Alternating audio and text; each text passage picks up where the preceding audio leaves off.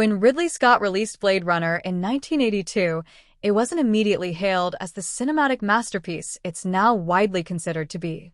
Although Scott had already revolutionized science fiction with Alien just a few years earlier, Blade Runner was met with confusion, indifference, and even criticism.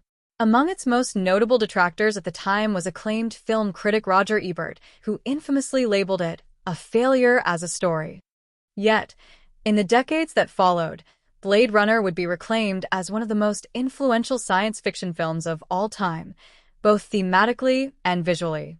The initial reception, dazzling but distant. Science fiction was evolving rapidly in the late 70s and early 80s, with films like Star Wars, The Empire Strikes Back, and E.T. captivating mainstream audiences. However, Blade Runner was something altogether different. Visually stunning but narratively complex, it dared to meditate on questions of identity, memory, and humanity, all within a grimy neo-noir future. Roger Ebert, while praising the film's production design and special effects, criticized its emotional core.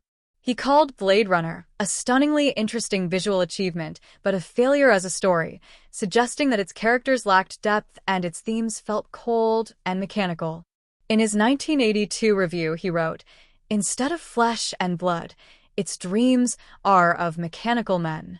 At the time, this opinion wasn't out of step with many critics and audiences who found the film's pacing slow and its plot muddled.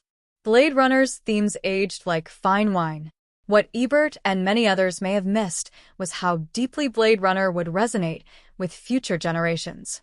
At its core, the film isn't just a visual spectacle, it's a philosophical exploration of what it means to be human. Through the struggles of its replicants, especially the iconic Roy Batty, the film raises timeless questions. Can artificial beings possess a soul? Is memory the defining element of humanity? And if so, does manufactured memory invalidate lived experience? The film's noir atmosphere, moody pacing, and emotional detachment are, in fact, deliberate.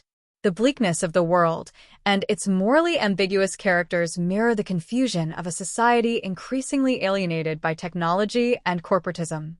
The dystopia is not a backdrop, it's the very essence of the narrative. Ebert himself eventually came around.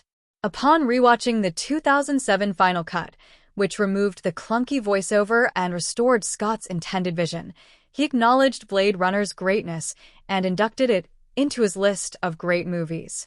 A masterpiece that became more relevant with time. Blade Runner's themes have only grown more pressing. In 2025, discussions around artificial intelligence, synthetic life, and ethical programming are more than science fiction, they're current affairs.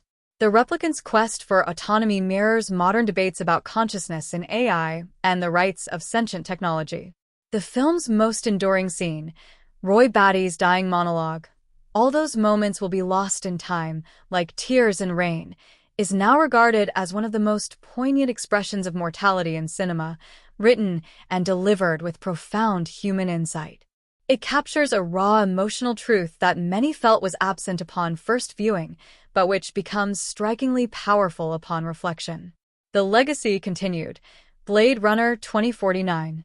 When Denis Villeneuve released Blade Runner 2049 in 2017, he did more than make a sequel, he expanded the original's thematic scope.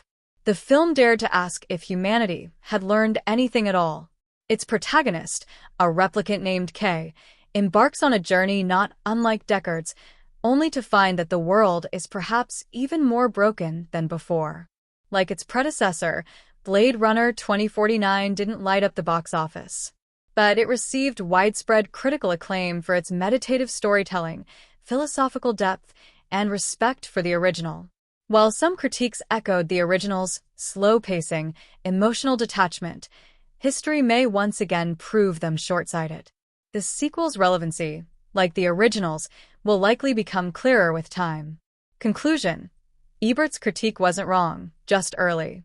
Roger Ebert was one of the greatest film critics in history, and his early review of Blade Runner wasn't malicious. It was honest, based on how the film landed at the time.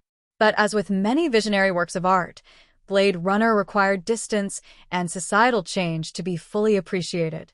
In the end, Blade Runner wasn't a storytelling failure, it was simply ahead of its time. Today, its influence can be seen in everything from cinema and television to discussions around artificial intelligence and ethics.